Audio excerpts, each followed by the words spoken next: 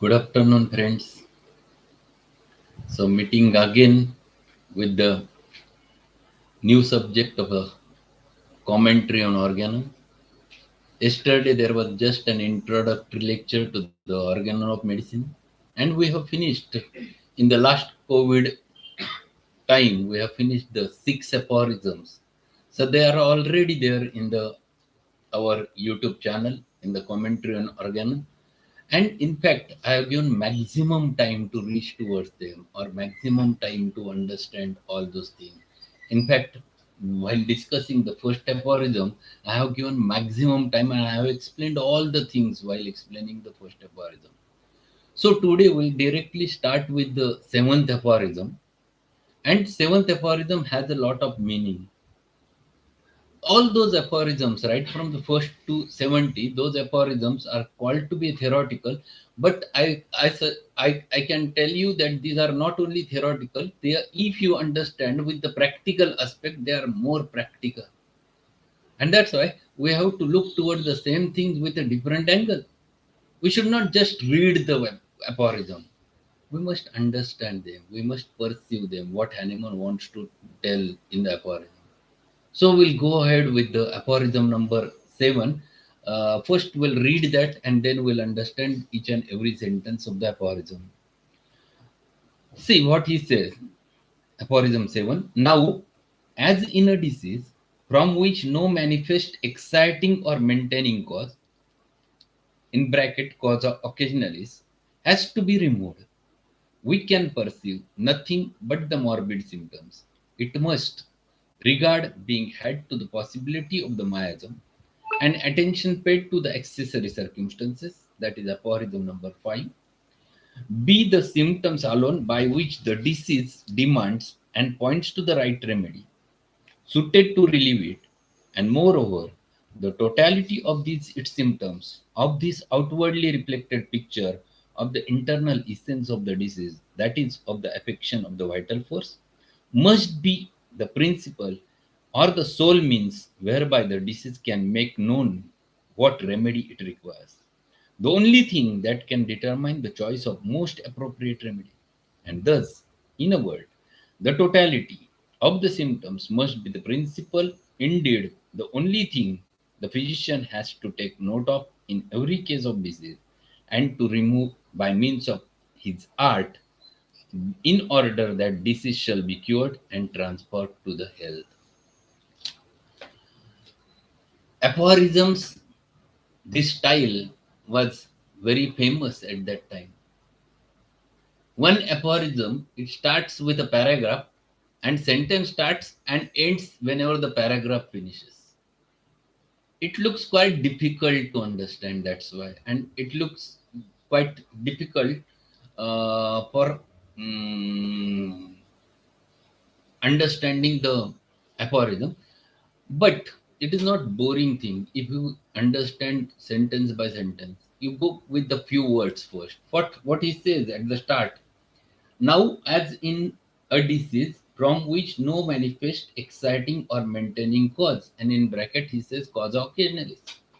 He says that whenever the disease is there, first thing which you have to look for is to look for the maintaining cause, to look for the exciting cause, which is also labeled by the name of causa occasionalis. Maintaining cause is nothing but the cause which maintains the disease. The exciting cause which maintains the disease is the causa occasionalis. For example, I had a case who had a long standing cough since last 10 years, and he was coughing again and again. He was taking anti-allergic tablets or he was taking antitussive tablets, and later on developed little bit wheezing over there, and he was labeled by the name of allergic bronchitis. When I took the history, he was having habit of a chronic smoking since long time. So I asked him first to stop the smoking. That is more important. If you remove this cause occasionally, then you have to look for whether symptoms remains or never remain. If it disappears after giving a right remedy, if it disappears after removing the obstacle or the exciting cause, then and then you have to treat it with the remedy. If it disappears, there is no need to give a remedy. So it itself suggests that this disease is not a chronic disease. In fact, it is the disease which is looking like a chronic, but it is not a chronic. This type of disease is called as a false chronic disease, and which is because of the maintaining cause. So first thing, whenever a patient comes, you have to look for whether there is any maintaining cause or a cause occasionalis. If it is there, remove that and then look towards the same patient. And if still the problem persists, then you have to look for what is the problem. And then what he says? When he says that if it has been removed and still there is a disease, then you have to look for something else. Then the totality is important. Then you have to understand, yes, disease is there. And disease is, where is the disease? Disease is inside. Disease is at the dynamic level. Disease is expressing in the form of signs and symptoms, but that is a language of the disease. That is a manifestation of the disease. That is the expression of the internal dynamic derangement. So he defined that totality over there. This is called as a Hahnemannian definition of the totality of the symptom. It is an outwardly reflected picture of the internal essence of the disease, that is of the affection of vital force. See the simple definition. What he says, there is a problem at the center, at the core, at the dynamics. And if that problem is there, we can understand that problem only with single thing, that it expresses its own signs and symptoms. So for you, being an homeopath, what is important is only the signs and symptoms. So you have to take into consideration all the totality which is an expressed outwardly, and that totality is the sole guide. What he says, it is the sole guide to reach towards the simillimum. This is the only thing which will guide you to find it out a right remedy. But you have to look for all the symptoms which patient expresses. Then you have to analyze. Then you have to think what is common, what is uncommon, what is characteristic. Then you have to look towards them. Till that period, you have to find it out exactly what are the symptoms. So what he explains over there, these are the symptoms which are very important things in order to guide towards a appropriate remedy. And how you can get this? You can get this with the help of your art, the word which he has used. It is, and to remove by means of an art. What is the art? It is not a mechanical process. To receive the patient's case is not a mechanical process. It is not the thing which will guide you towards each and everything. It is an art to communicate with the patient. It is an art to find it out exactly what the patient is having, what the problems the patient is having. Then you can get what is the characteristic for which you have to find it out a right remedy. So it is not a science only. Science is there definitely. You have to apply the law of similars. This becomes science.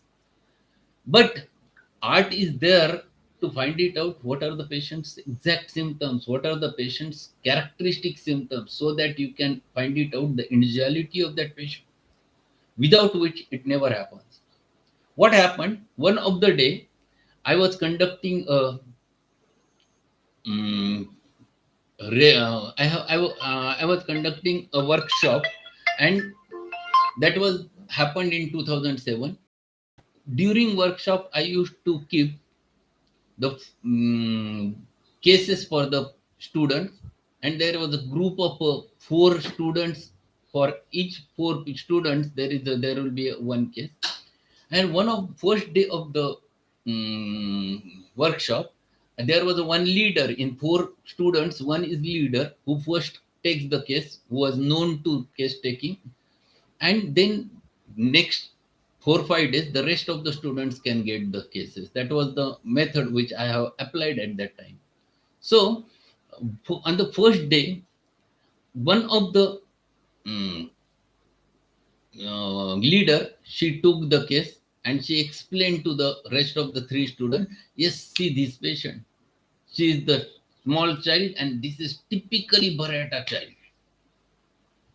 They brought that child to me, and they for showing the case.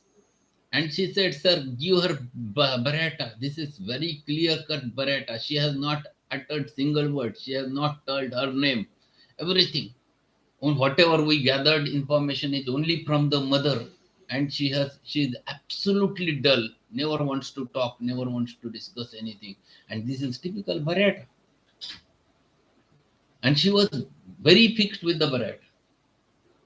What happened when I looked toward that small child?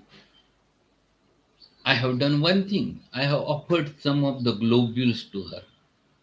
I have given globules and asked, "Do you like it?" She said, "Yes." So I have given her. She swallowed it. So I asked whether you want more. She said, "Yes."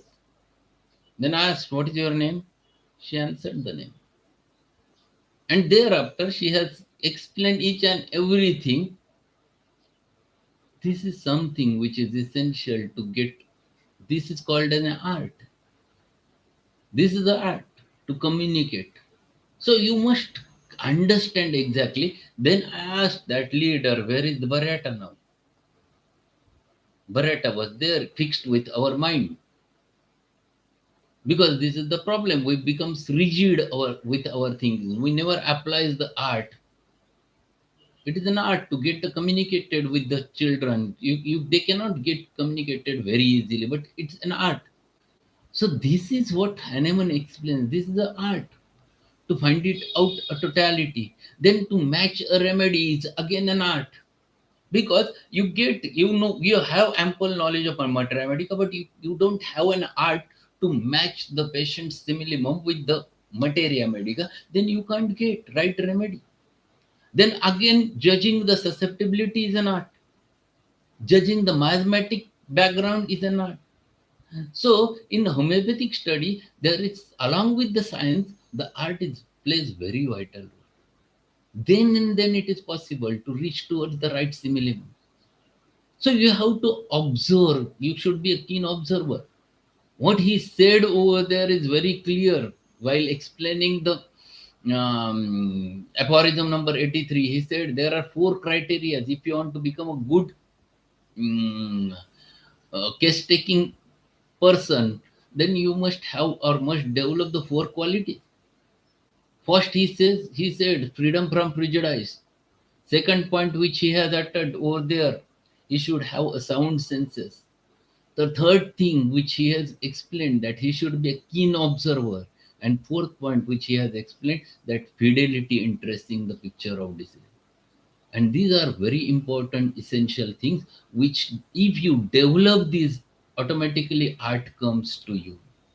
That art is required to gather the totality, to reach to a right simillimum, to find it out a right remedy in right potency, again to find it out right repetition of the remedy. Then it happens. Without that, it never. And that's why this aphorism guides you towards a more practical aspect of a case taking, that you have to find it out this totality from the patient, and this totality is the sole guide to reach towards the right remedy. So in this specific aphorism, he has given explained three important things. First important thing is the causa occasionalis or maintaining cause. The second important thing, the definition of the totality of the symptom, that is Hahnemannian definition of totality of the symptom. And third important thing, that homeopathy is not only the science but also an art.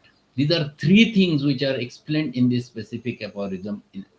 There are two footnotes, I think, to this paragraph. We have to learn those footnotes because those footnotes are very essential to understand. Because those footnotes, in the first one footnote, he has given the examples of the maintaining causes, all examples of maintaining causes. And second footnote is there where he has compared the homeopathy with the allopathy or antibody. Here he explains the totality of the symptoms in the aphorism, and in the footnote he explains about the single symptom which is utilized in the antipathy. So this is Hahnemannian style.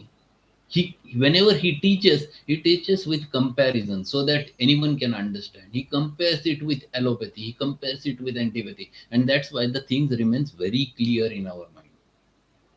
So if we read aphorisms along with the footnotes, we understand better human being. To understand the human being in a proper manner, these aphorisms plays a very vital role. So today it is better to stop over here. Tomorrow we'll discuss the footnotes, two footnotes, and all both footnotes are very essential to understand so that we can understand and we can find it out much more examples of cause analysis which happens to be there in day-to-day practice. So it becomes a little bit more of practical value for all of you. So thank you being there, Jash Sagar sir, Rupal with and Sunil. Thank you, and we'll meet again tomorrow. Thanks a lot.